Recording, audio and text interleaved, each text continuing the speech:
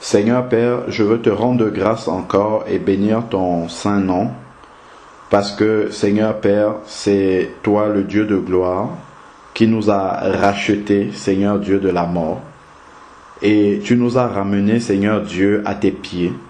Et Père, jour après jour, tu nous nourris, Seigneur Dieu Tout-Puissant, de ta parole, et tu nous donnes de pouvoir grandir dans la connaissance de ton Fils Jésus.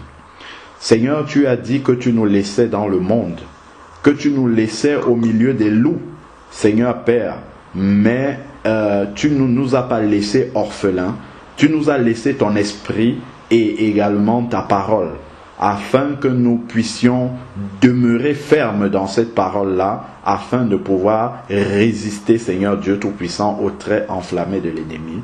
Viens encore nous révéler par ta parole, viens nous nourrir par ta parole, afin que nous puissions continuer, Seigneur Dieu Tout-Puissant, à marcher sur ce chemin étroit sur lequel, Seigneur Dieu, tu nous as amenés et que tu nous conduis aujourd'hui. Donne à nos cœurs d'être attentifs à ta parole, Seigneur Dieu, et surtout de demeurer dans l'obéissance au nom de Jésus-Christ. Amen.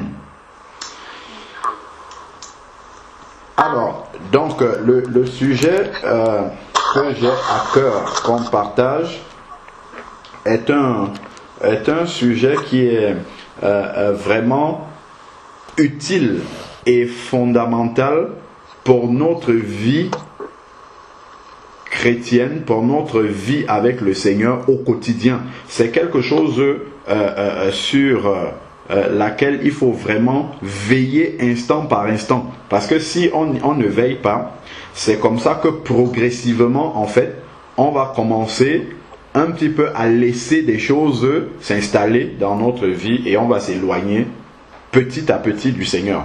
Comme je le disais tantôt dimanche dernier, c'est que le malin a toujours un plan adapté pour chacun des enfants de Dieu, quel que soit le stade d'évolution avec le Seigneur, de croissance spirituelle avec le Seigneur. Le malin va toujours trouver un plan adapté pour te faire tomber tout doucement.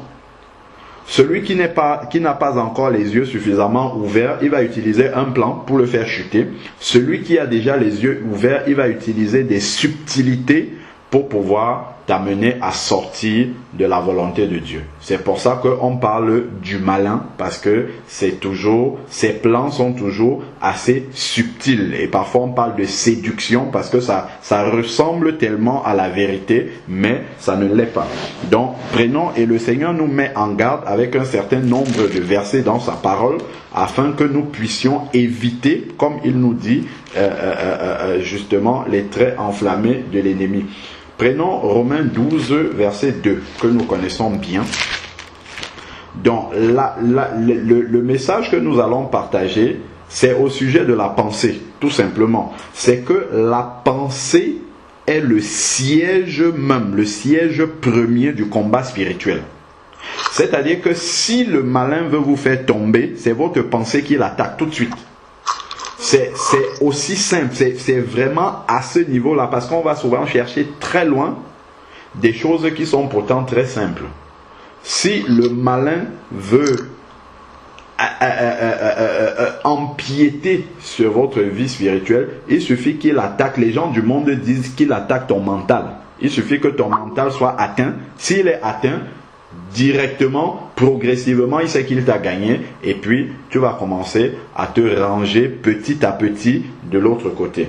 Voilà pourquoi le Seigneur nous met en garde par rapport à ça et il nous dit, il nous exhorte, il nous commande que nous devons veiller sur nos pensées. Parce que dès que les pensées sont déjà ailleurs, dès que les pensées s'éloignent déjà de la pensée du Seigneur, c'est fini. Voilà comment l'ennemi commence à bâtir ses forteresses dans notre pensée et nous allons nous éloigner ainsi du chemin du Seigneur.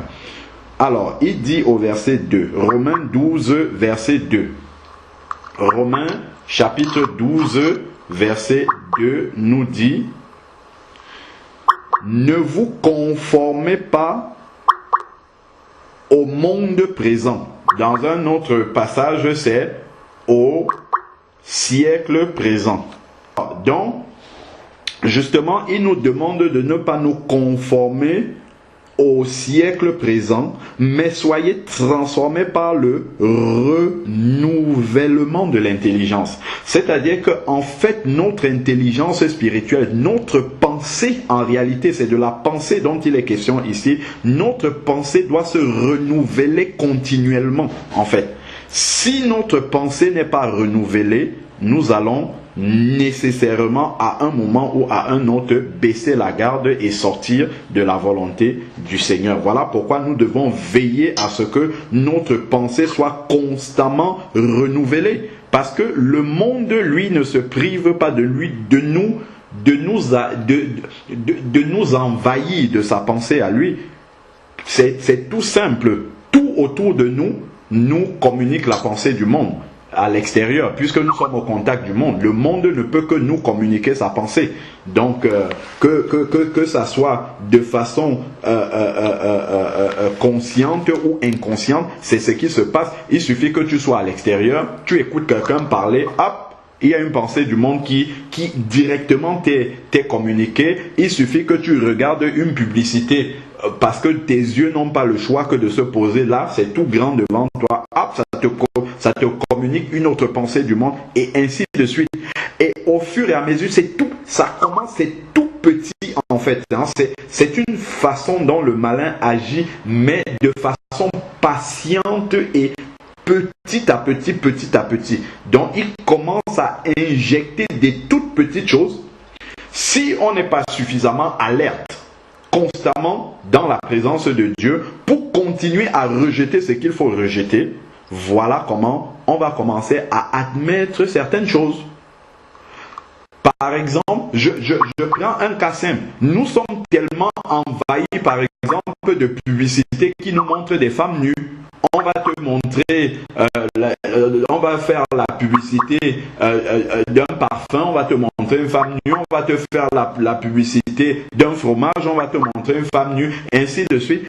Et si nous ne sommes pas vigilants, nous allons commencer à tolérer ces choses-là d'abord dans notre pensée.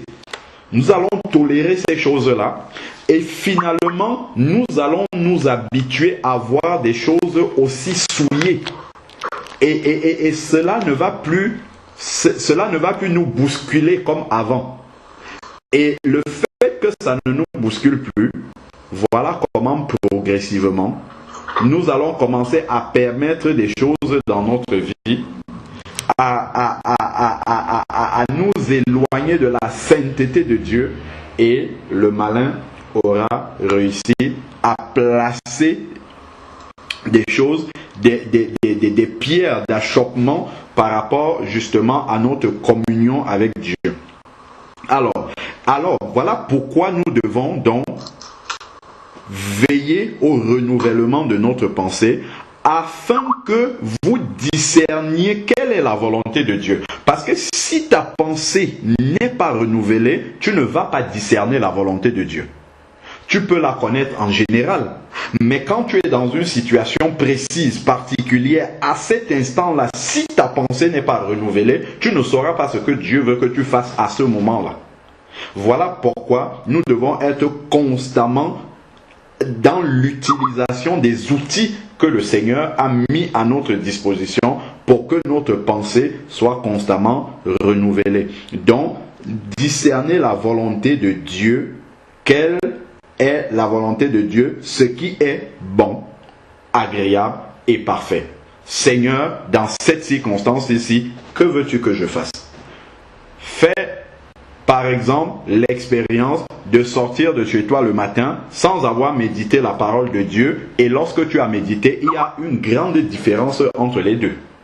La manière dont ta pensée est dans les deux circonstances, elle est totalement différente. La manière dont tu vas aborder en fait ta journée, la manière dont tu vas considérer les choses que tu vas faire, ta pensée, elle est complètement différente et tu vas agir toujours à l'instant selon ta pensée du moment, même si tu connais la vérité de Dieu. Voilà pourquoi il dit, soyez transformé par le renouvellement de l'intelligence. C'est quand ton intelligence est renouvelée, non pas par la pensée du monde, mais par la pensée de Dieu, c'est là que la transformation vient dans ta vie pratique. Donc, la transformation est quelque chose de concret, de pratique, et ça découle en fait de ce que tu as dans ta pensée. Tu peux être un chrétien, tu sais ce que Dieu te demande de faire, mais dans une circonstance précise.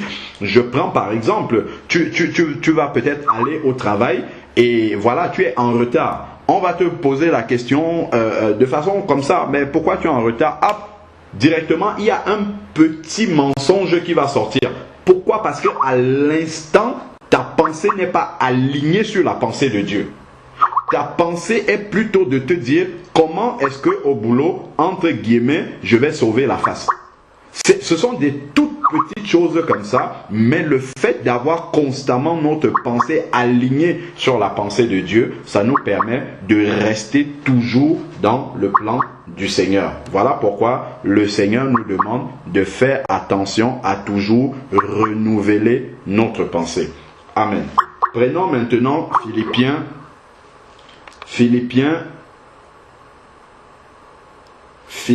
4, verset 8 au verset 9. Donc, il y a un autre morceau là-bas également. Philippiens 4, verset 8 au verset 9.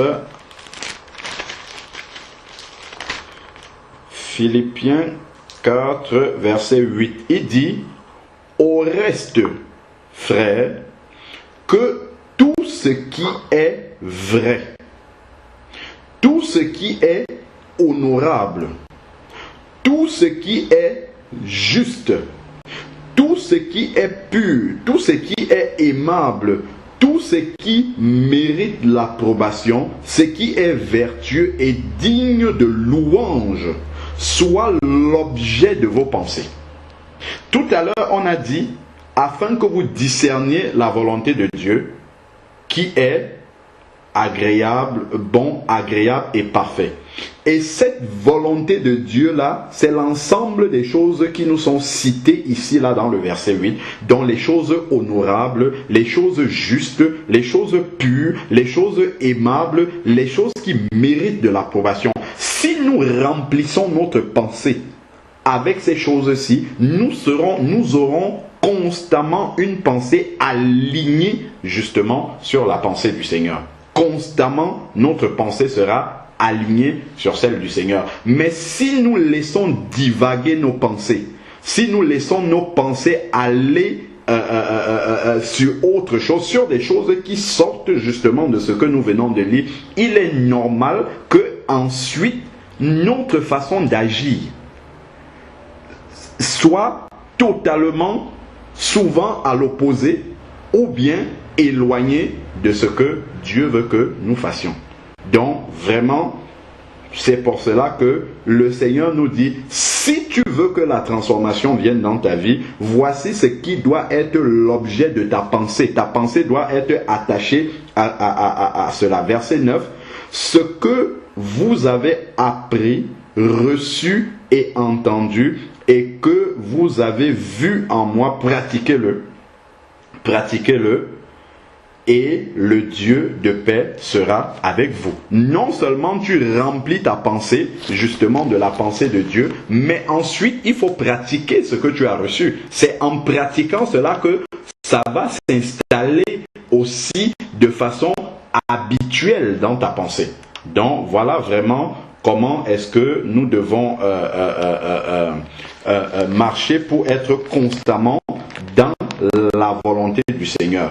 Donc, remplis nos pensées de ce qui est vertueux, ce qui est pur, ce qui est digne. Cela veut dire que nous devons veiller constamment à ce qui inonde nos pensées. Donc, si nous voyons des sujets qui sont en train d'occuper notre pensée et qui sont des sujets qui vont nous éloigner en fait du Seigneur, tout de suite il faut dire, il faut que j'arrête.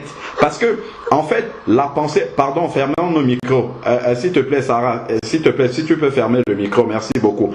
Donc, lorsque nous voyons déjà comment notre pensée commence, parce que c'est un processus, notre pensée commence à être préoccupée par des choses qui sortent de ceci, de ce que nous avons cité là, dans le verset 8 d'Éphésiens 4. Tout de suite, le Saint-Esprit va toujours nous mettre en alerte.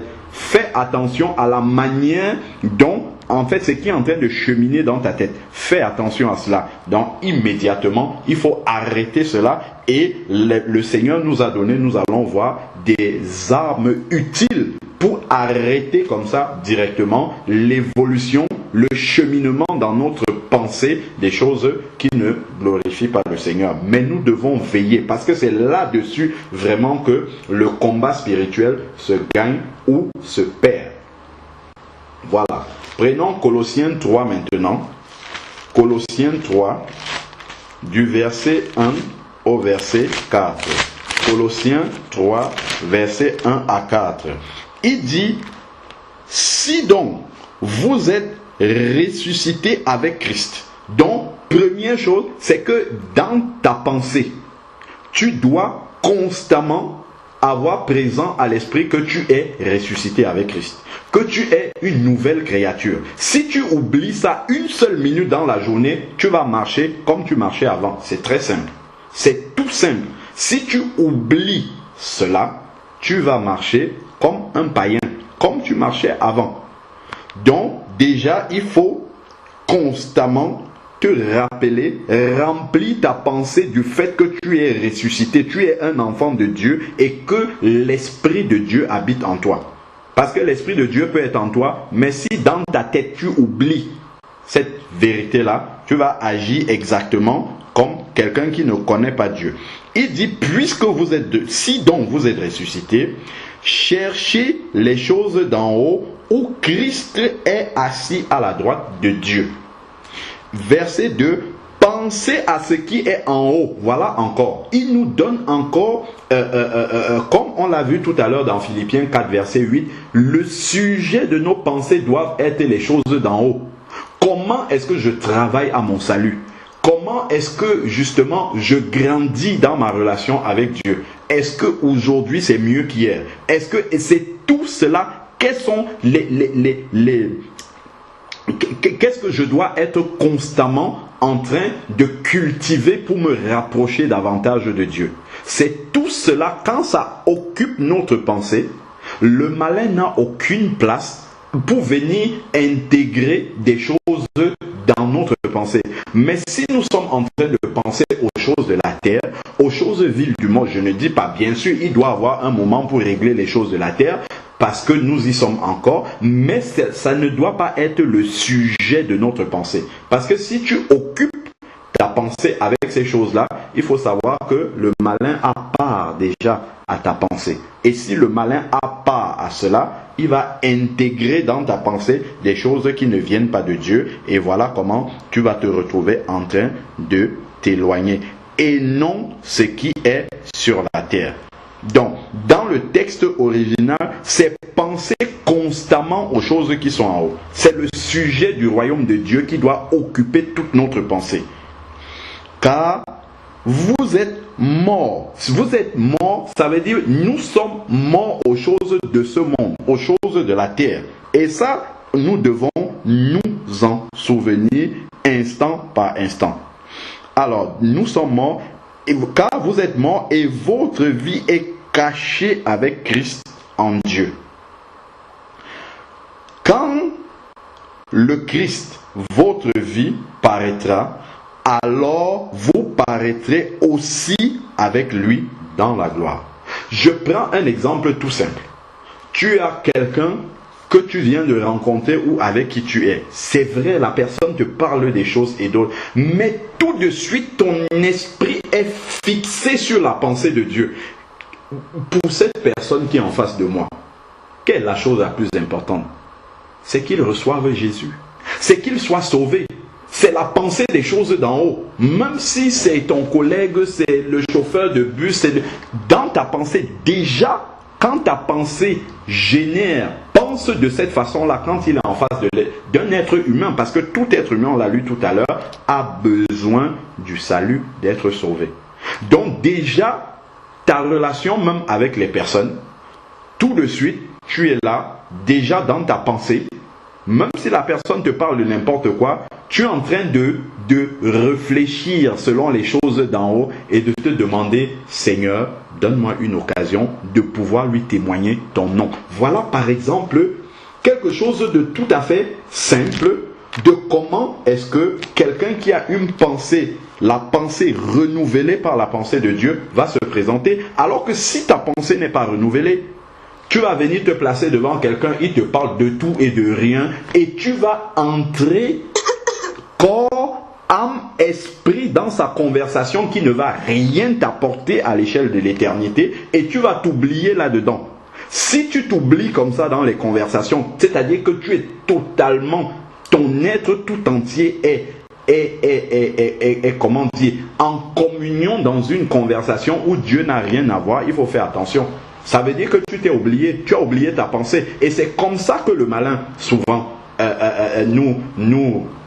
nous éloigne de la volonté de Dieu. Moi, je sais que souvent, ça m'arrivait, surtout au début de ma conversion, comme j'étais quelqu'un qui aimait beaucoup la musique mondaine, des fois, je suis en train de chanter un cantique comme ça, et après, une fois que j'arrête un petit peu et que je pense à quelque chose d'autre qui, de mon quotidien, après, insidieusement, je me mets comme ça à mimer des chansons du monde. Tout de suite, ça se fait automatiquement. Parce que le malin est là, il veille. Si à un instant précis, tes yeux quittent Jésus, tu oublies, en fait, dans ta pensée, tu oublies vraiment que ta bouche doit être sanctifiée.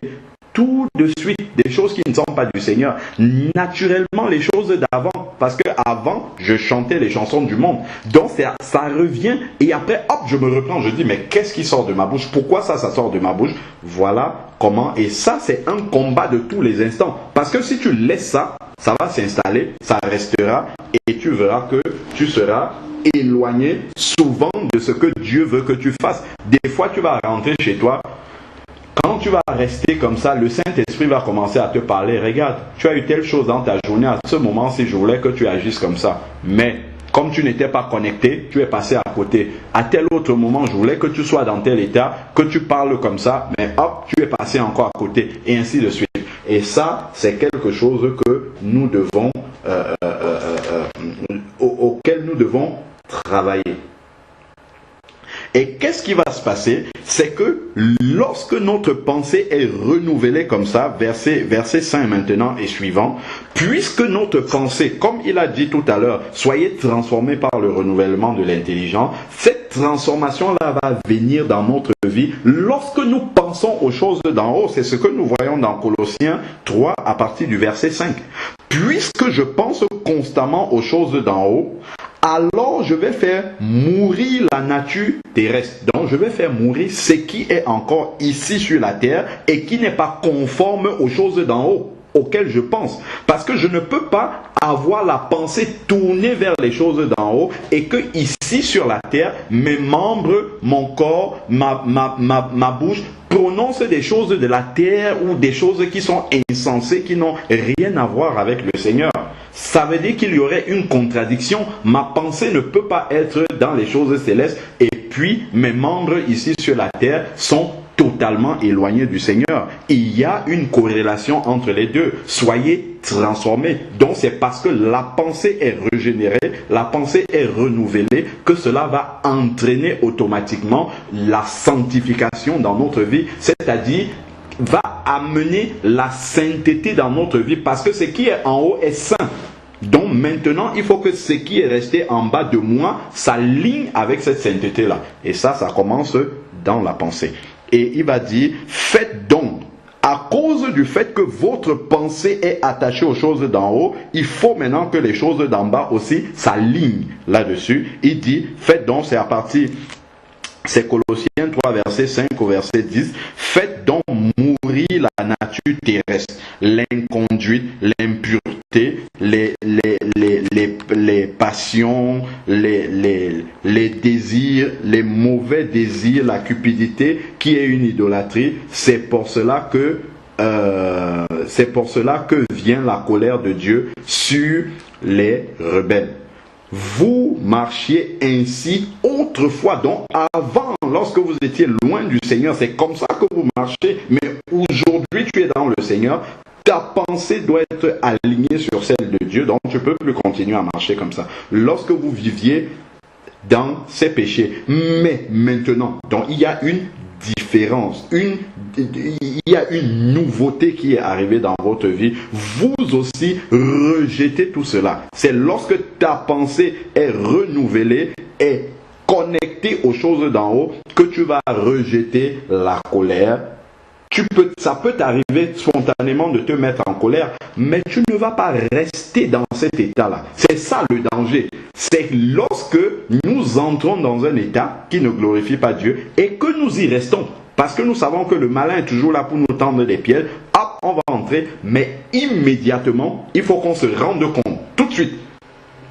Il faudrait que nous écoutions la voix de l'Esprit de Dieu qui va dire attention à l'état dans lequel tu t'es mis, parce que ça va t'entraîner beaucoup plus loin. Voilà. Donc, rejeter la colère, animosité, méchanceté, calomnie, parole grossière. Combien encore dans la bouche des enfants de Dieu, le langage n'est pas sanctifié? Pourquoi? Parce que la pensée aussi n'est pas sanctifiée. La pensée aussi n'est pas attachée aux choses d'en haut. Si tu es en train de regarder quelqu'un qui invective un autre et que ta pensée est là en train de te demander mais en fait c'est quoi le fond du problème et ainsi de suite, au lieu de te dire que mais ça vraiment c'est quelque chose qui ne glorifie pas Dieu. Ouais Seigneur, comment encore ils peuvent être aussi dans l'aveuglement? Vraiment Seigneur, tourne leur cœur, ainsi de suite. Si tu penses de cette façon-là, les paroles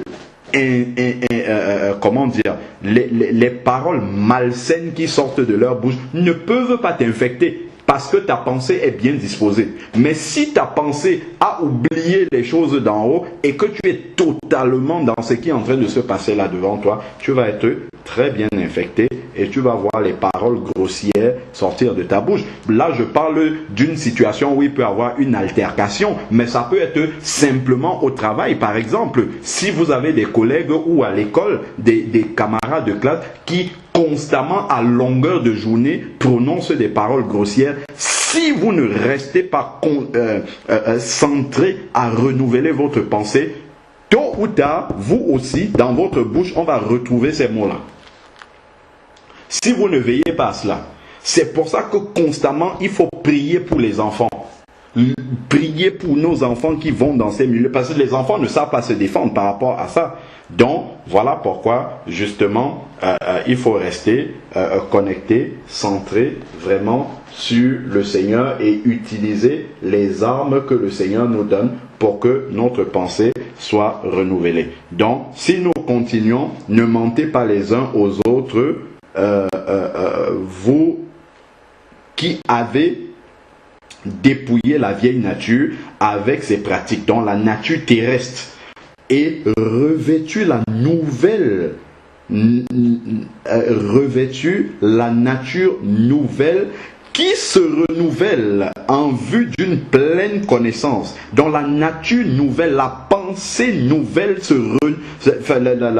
la nature nouvelle que nous avons reçue du Seigneur doit constamment aussi se renouveler par la pensée. C'est là que le renouvellement se passe. D'abord dans la pensée. Et quand la pensée maintenant est bien disposée, alors les membres maintenant du corps peuvent agir comme le Seigneur veut. Alors, selon l'image de celui qui l'a créé. Amen. Donc, si je prends maintenant Éphésiens 6, verset 17, Éphésiens 6 qui parle des armes que le Seigneur a données pour le combat spirituel, justement, le véritable combat spirituel, verset 17, il va dire, prenez aussi le casque du salut et l'épée de l'esprit qui est la parole de Dieu. Ça, ce verset-là, on l'assimile, il fait le parallèle avec le soldat romain. Nous savons que le soldat romain, quand il allait combattre, il fallait qu'il mette un casque. Pourquoi? Parce que si l'adversaire, le soldat adverse tire une flèche, si elle atteint la tête, immédiatement, c'est la mort assurée. Donc, de la même façon, le malin va essayer d'atteindre aussi notre tête, notre pensée. Et qu'est-ce qui va empêcher au malin d'atteindre notre pensée? C'est la parole de Dieu. C'est parce que notre pensée sera remplie de la parole de Dieu que le malin ne pourra pas nous atteindre dans un point aussi sensible. Voilà, donc notre pensée doit être protégée et la seule protection que notre pensée puisse avoir, c'est qu'elle soit nourrie par la parole de Dieu qui va nous conduire à penser constamment aux choses d'en haut. Alors, allons-y maintenant au verset 1 Corinthiens 10, 2 Corinthiens 10, autant pour moi, 2 Corinthiens 10, du verset 3 au verset 5.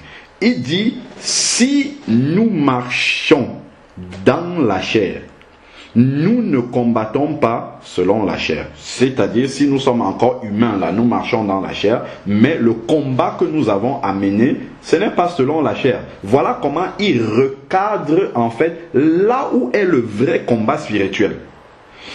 Car les armes avec lesquelles nous combattons ne sont pas charnelles, mais elles sont puissantes devant Dieu. Faire quoi? Renverser les forteresses. Souvent on se dit, oh, les forteresses, ça doit être des hôtels que les marabouts ont fait, ainsi de suite. Soit. Mais regardons ici, verset 5. Nous renversons les raisonnements. Ces forteresses-là, ce sont les raisonnements qui sont dans la pensée humaine. 2 Corinthiens 10, verset 3 au verset 5. Nous renversons les raisonnements. Le raisonnement s'installe où? Dans la pensée. Les gens du monde qui sont loin du Seigneur, pour la plupart, c'est dans la pensée. Les raisonnements s'établissent dans la pensée. La connaissance de Dieu, et nous amenons quoi? Toute pensée. C'est d'abord la pensée qui devient captive à l'obéissance de Christ.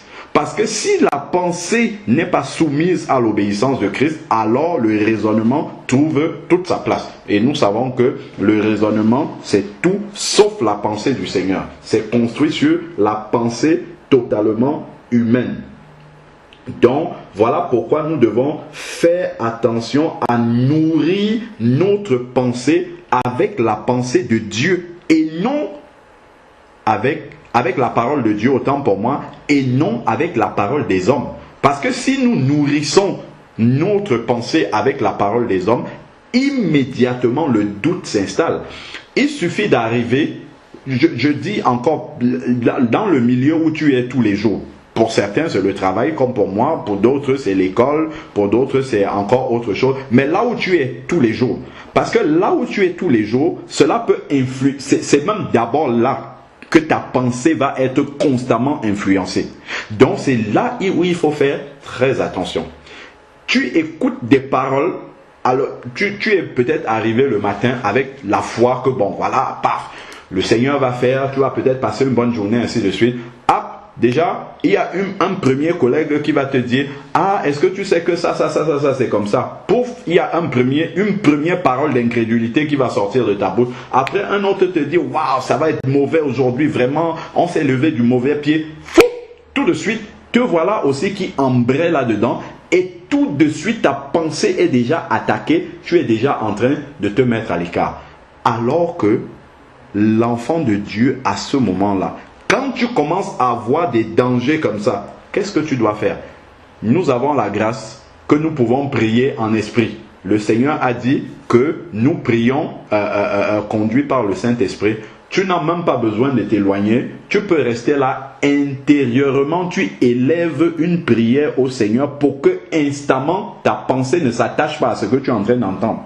Parce que progressivement, moi je l'ai déjà expérimenté à maintes reprises. Il suffit d'écouter quelqu'un parler et puis là tu commences à te dire oui, finalement il n'a pas tort, effectivement c'est ce que je vois, c'est qu'il dit là, c'est ce qui est en train de se passer et c'est fini. Voilà comment l'enchaînement commence. Si tu n'as pas la lucidité spirituelle d'arrêter ça immédiatement et de te réfugier tout de suite avec un des moyens que le Seigneur nous a donné, ou la prière, ou autre chose qu'on va voir, là, tout de suite, tu vas adhérer à ça et le malin t'aura déjà bien eu. Colossiens 3, verset 16, nous dit la chose suivante. Là maintenant, nous parlons justement des instruments que le Seigneur nous a laissés pour renouveler et remplir notre pensée. Colossiens 3, verset 16 dit que la parole de Christ habite en vous en abondance, avec richesse. C'est cette parole-là qui doit remonter maintenant. La parole que tu as emmagasinée en toi, lorsque ta pensée commence à être infectée, ah tiens, paf, quelqu'un t'a parlé mal.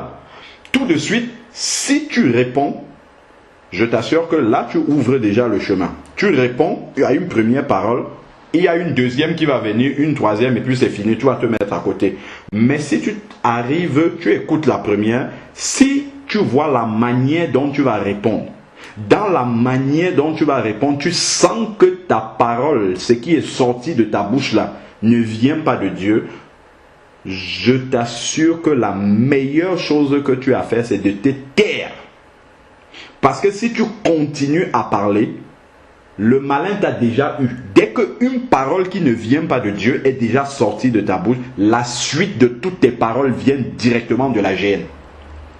Parce que à cet instant-là, ta pensée est infectée. Et ça, sur le coup, tu ne t'en rends pas compte. Mais si tu t'arrêtes un instant, si c'est quelqu'un d'autre qui est en train de t'agresser ou de te parler, tu écoutes la personne tranquillement et intérieurement, toi tu pries. Le Seigneur, pendant que tu es en train de prier intérieurement, va renouveler. Il renouvelle ta pensée. Et toi, tu vas rester calé sur les choses d'en haut, alors que la personne en face de toi est en train de te remplir des choses de la terre, mais ça ne t'atteint pas. Et ça, c'est une arme efficace dans un combat spirituel qui est de tous les jours. Parce que le malin sait comment est-ce qu'il essaye de nous attaquer. Tu t'es peut-être préparé vraiment à rentrer dans un bon moment de prière ou d'adoration. C'est à ce moment-là que quelqu'un qui est à côté de toi ou proche de toi va venir avec quelque chose qui va tellement t'affliger, t'énerver au travers d'une seule parole. Et si tu cèdes à cette parole, si tu réponds, c'est bon. Le malin a gagné. Il veut juste allumer une petite étincelle comme ça. Il allume et puis il laisse. Il regarde. Donc, si tu n'es pas vigilant, de t'arrêter dès que tu vois comment tu es en train d'entrer dans cet état-là, de t'arrêter net, de te couper, d'aller peut-être dans un endroit calme, de prier un instant, ou bien de chanter un petit cantique pour que ça te remette dans la pensée de Dieu. Si tu restes dans cet état-là, le malin aura tout gagné.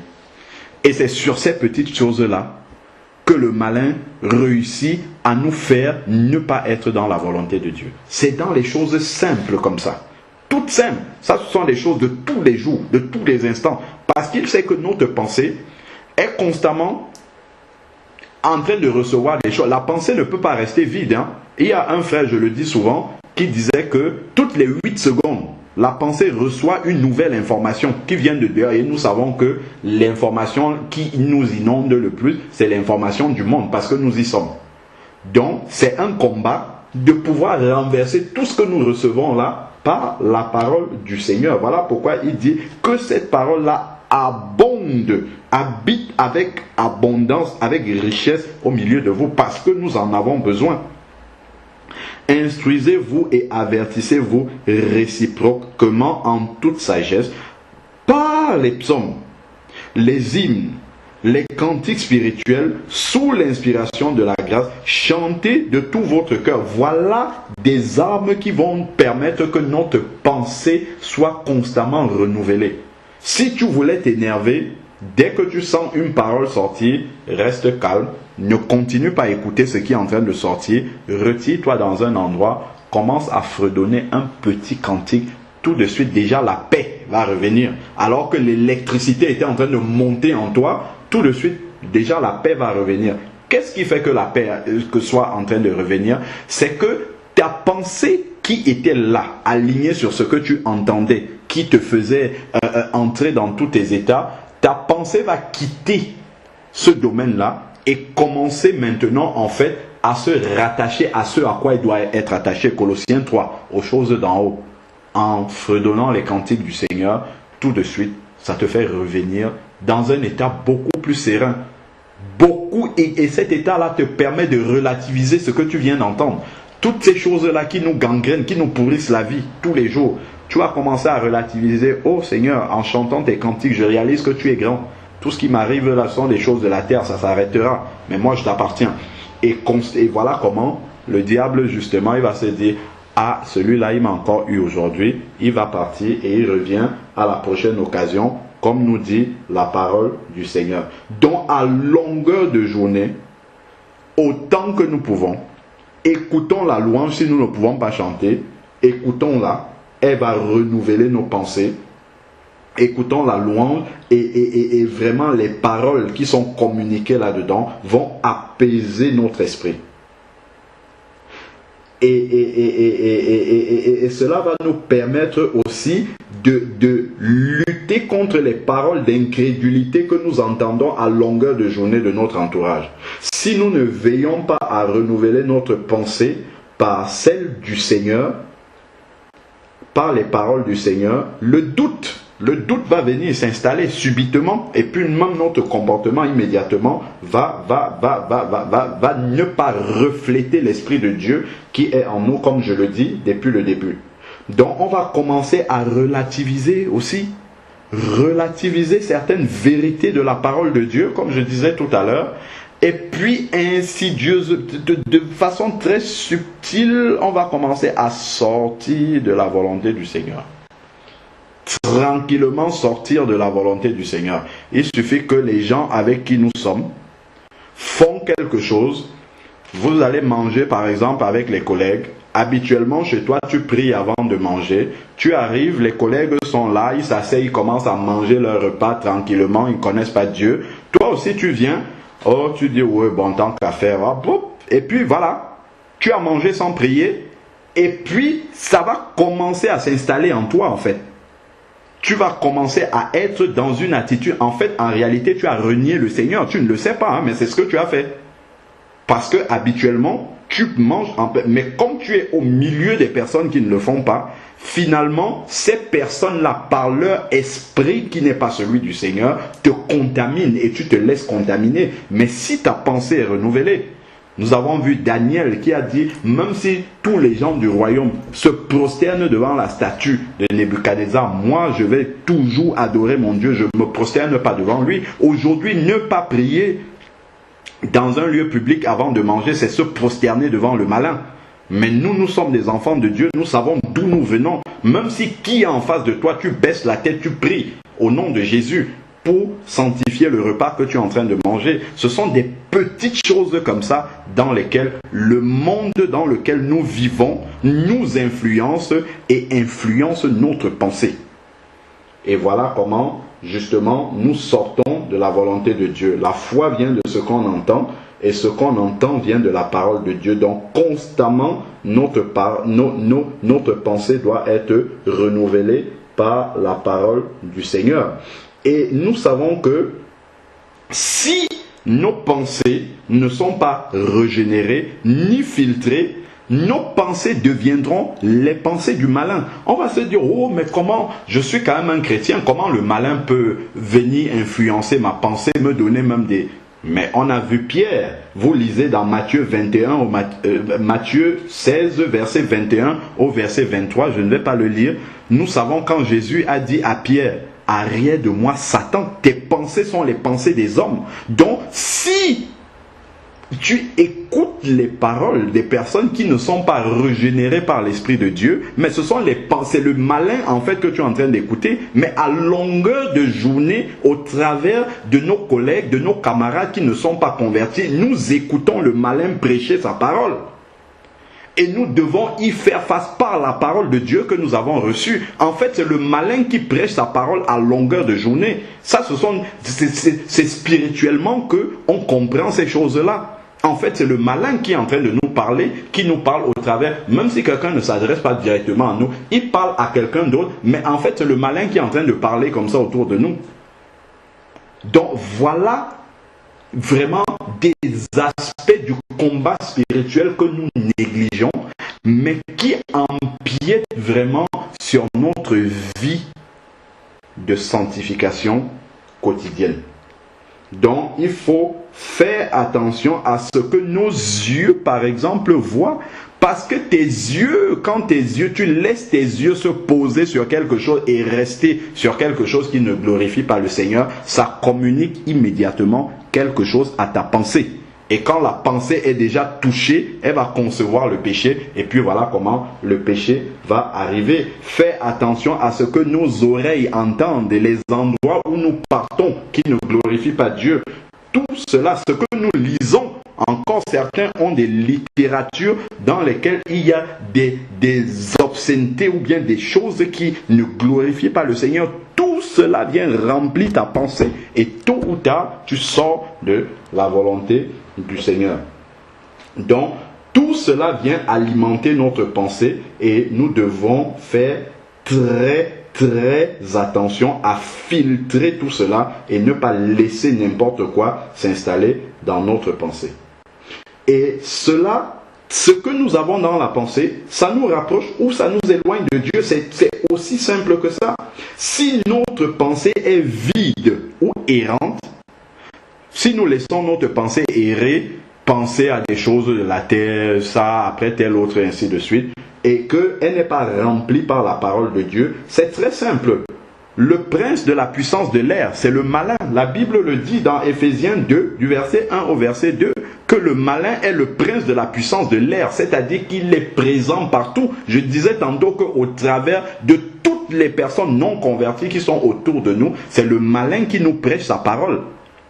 Et comme il est là partout, forcément il va venir occuper notre pensée parce qu'elle est vide. Si elle n'est pas remplie, l'apôtre dit là-bas que la parole de Dieu habite en abondance. Si nous ne sommes pas remplis de cette parole, si notre pensée n'est pas remplie par la louange du Seigneur, mais le malin va venir occuper le terrain. Parce qu'au travers de tout ce avec quoi nous sommes en contact, ce n'est que lui qui nous communique et nous véhicule sa pensée de multiples façons. 2 Corinthiens chapitre 11 verset 3 au verset 4. 2 Corinthiens 11 verset 3 à 4. Alors il dit: toutefois, de même que le serpent séduisit Ève par sa ruse, je crains que vos pensées, regardez là où l'apôtre situe le début de la séduction.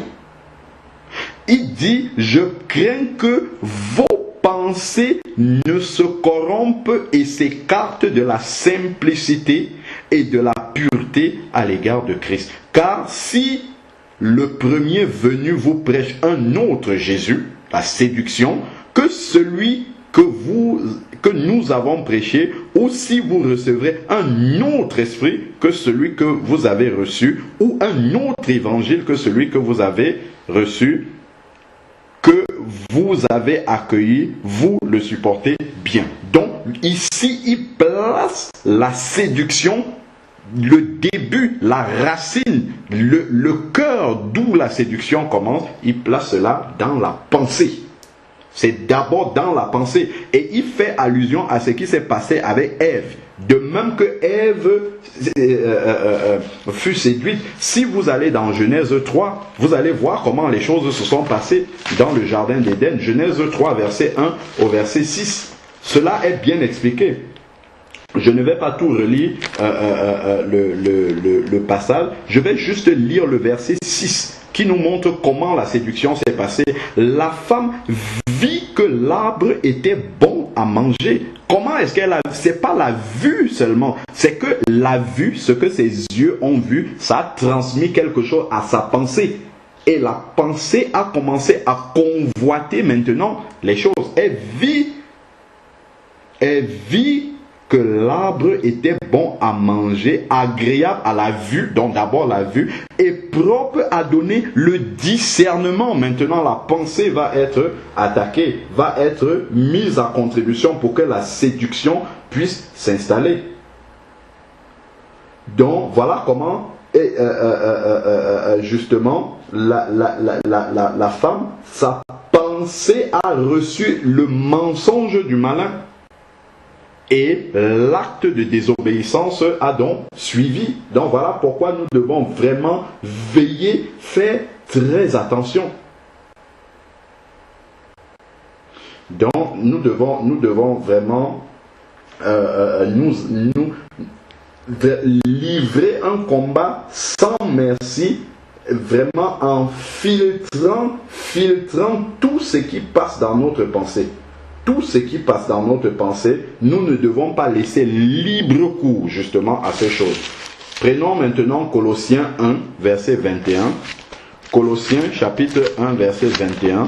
Donc voilà comment la femme a laissé la vue infecter la pensée, et la pensée justement l'a corrompu, et puis l'acte de désobéissance est venu s'installer. Donc vraiment, si sa pensée avait été renouvelée par la parole, la vraie parole de Dieu, justement, je crois qu'il en aurait été autrement. Mais en laissant la parole de Dieu de côté et en laissant sa pensée comme ça libre de pouvoir se poser et écouter toute parole qui vient d'ailleurs, voilà comment est-ce que notre pensée va être infectée. Alors, Colossiens 1, verset 21 nous dit: et vous qui étiez autrefois étrangers et ennemis par vos pensées. Donc même ceux qui sont ennemis de Dieu le sont d'abord par la pensée. Par vos pensées et par vos œuvres mauvaises. Donc d'abord la pensée est ennemie de Dieu, et ensuite les actes, puisque les actes en fait sont les conséquences de ce qui est dans la pensée. Et voilà comment les actes, puisque la pensée est éloignée de Dieu, la pensée est mauvaise, la pensée est méchante, alors les œuvres, les actes maintenant vont correspondre à ce qui est dans la pensée. Voilà, les œuvres mauvaises vont être entraînées par la pensée mauvaise à la base. Vos œuvres mauvaises. Alors maintenant, nous pouvons terminer avec Marc 12 verset 30. Marc 12 verset 30, qui est tout simple. C'est un verset que normalement nous connaissons. C'est quelqu'un qui a demandé au Seigneur quel est le premier et le plus grand commandement. Et vous allez voir comment ce que nous sommes en train de dire, qui a l'air très simple, c'est quelque chose, c'est un aspect sur lequel le Seigneur a mis une grande importance, une plus grande importance que nous ne pouvons même souvent le considérer. Marc 12, verset 30 dit, c'est le plus grand, le premier et le plus grand de tous les commandements, le voici: tu aimeras le Seigneur ton Dieu de tout ton cœur, de toute ton âme, de toute ta pensée. Le Seigneur a pris le soin de préciser que ta pensée en fait doit être remplie de Dieu. Pourquoi? Parce que le Seigneur sait que si tu ne l'aimes pas de toute ta pensée, tu vas aimer l'autre avec cette pensée-là. Donc voilà pourquoi le Seigneur a bien précisé que notre pensée doit faire l'objet justement des choses du Seigneur. Nous ne devons pas laisser notre pensée divaguer vide comme ça, pas du tout. Si elle n'est pas occupée par les choses de Dieu, le malin viendra forcément les occuper, et nous verrons de façon pratique que nous connaissons ce qu'il faut faire, mais entre-temps, nous ne faisons pas ce que nous devons faire. Surtout dans l'action, nous allons faire des choses qui sont loin du Seigneur. Donc, veillons énormément sur nos pensées et ne laissons pas n'importe quoi commencer à cheminer dans nos pensées. Il faut arrêter ça immédiatement, soit en priant tout simplement le Seigneur, en méditant la parole de Dieu. Dieu va changer, renouveler nos pensées par sa pensée à lui, soit en entrant dans l'adoration du Seigneur. Là aussi, le Seigneur en même temps renouvelle nos pensées. Il change nos pensées afin que nos pensées s'alignent sur les siennes et que nous marchions comme il veut que nous marchions et non comme notre cœur désire marcher. Donc vraiment, soyons vigilants là-dessus, que toute la gloire revienne au Seigneur. Père, nous voulons te bénir encore pour cette portion que tu nous as donné de partager. Éternel Dieu, tu vois le combat que nous avons à livrer, Seigneur Dieu Tout-Puissant, constamment avec l'autre qui est là, toujours prêt, Seigneur Dieu, à infecter notre pensée afin que nous sortions de ta volonté. Père, mais nous te prions de nous donner de